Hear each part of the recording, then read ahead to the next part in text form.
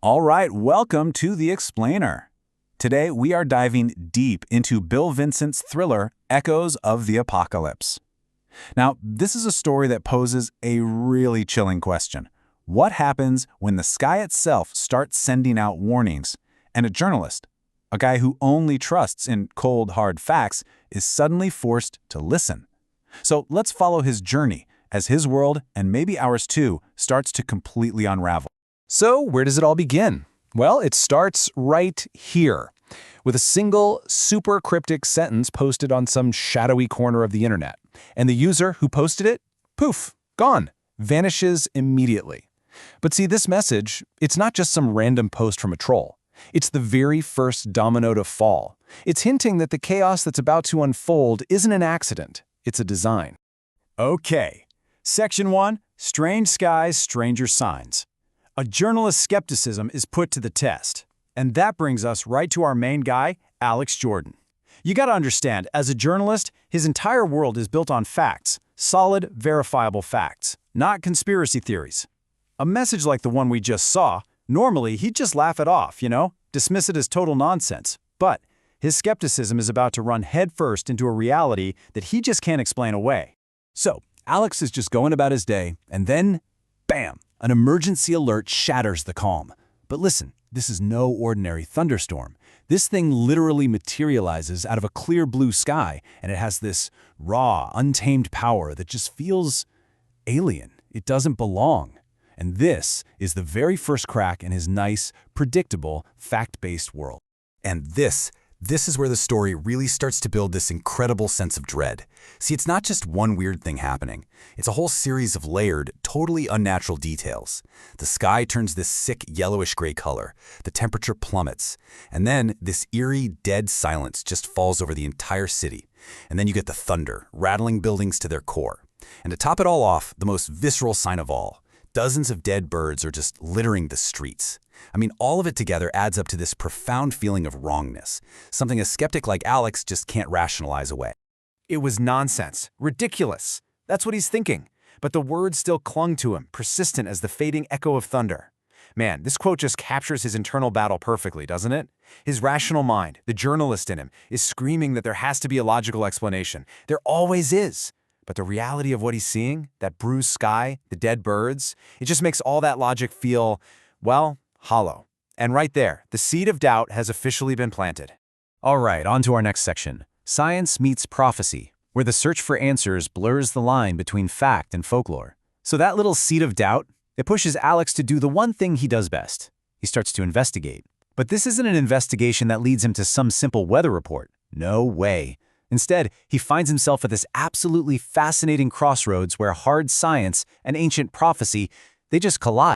And this is where the story's central tension really comes into sharp focus. You've got these two worlds of data.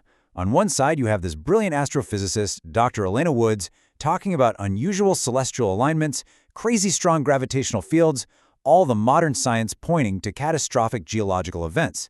And then, on the other side, Alex is digging up these ancient Mesopotamian texts. And guess what? They're describing the exact same things. Unique planetary alignments that came before societal collapse, cosmic phenomena seen as divine warnings. The patterns are identical, just separated by thousands of years. It's wild. So what connects ancient prophecy to modern science? I mean, that's the big question, right? And for Alex, this question transforms his investigation into a full-blown obsession. Is this just a planet-sized coincidence? Or is he actually uncovering some kind of cyclical pattern, a cosmic riddle that humanity has been failing to solve for millennia? For him, that line between fact and folklore, well, it's starting to disappear completely. Okay, let's move on. The Order of the Dawn. A charismatic leader rises amidst global anxiety. So, as all these strange events keep escalating, and you can just imagine the global anxiety is through the roof, a new voice emerges from all that chaos. And this group, they don't just offer explanations. No, they offer salvation. And they have a very clear vision for the future.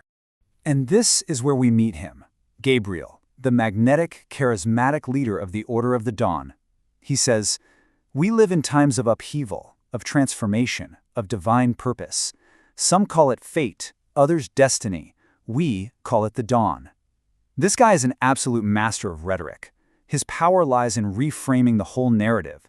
He tells the world, Hey, all these disasters, they're not random chaos. They're a necessary divine cleansing.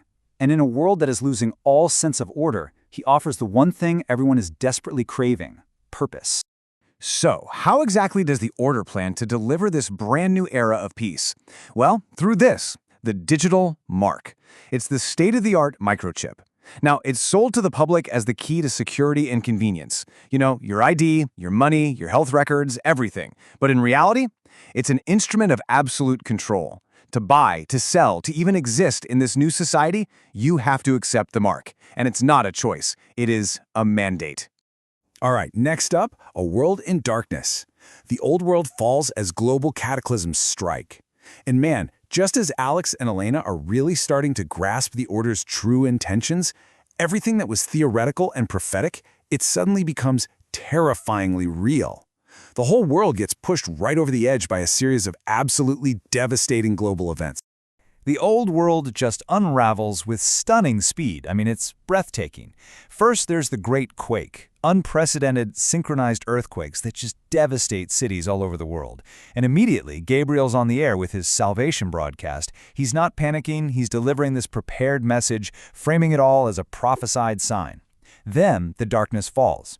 An unnatural, impenetrable blackness blankets the entire globe. And in the middle of all that chaos, the Order declares martial law, solidifying its control.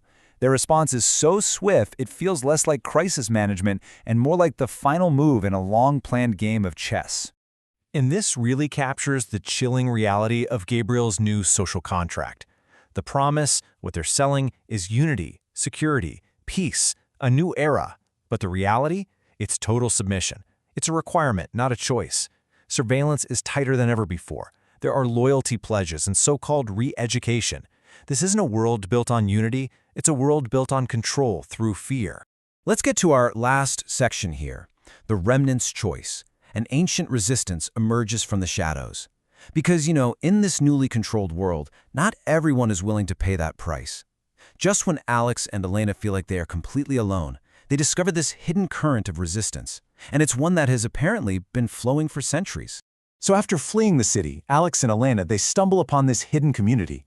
It's led by a man named Samuel who says, this isn't just a fight for survival, it's a fight for the soul of humanity. He calls his group the Faithful Remnant, and he just immediately reframes their entire struggle with that powerful idea. They aren't just fighting to survive the Order. No, they're in a spiritual war for the soul of humanity itself. And this remnant, they stand in such stark contrast to the Order. I mean, it couldn't be more different. Where the Order seeks power and control using technology and fear, the Faithful Remnant is all about preserving truth and hope. They believe they're part of a spiritual war, enduring through faith and courage. Their goal isn't to rule the world, it's to be a light in the darkness, a living testament to hope and freedom. So here, in this hidden sanctuary, Alex's journey from skeptic to resistance fighter comes full circle. His transformation is complete. The journalist who once just reported on the world from a safe, cynical distance, that guy is gone. Now he has to become an active participant. He has to shed that professional detachment and actually fight for a future that, honestly, he's only just beginning to believe in. And so ultimately, the whole narrative of Echoes of the Apocalypse leaves us with this incredibly powerful question.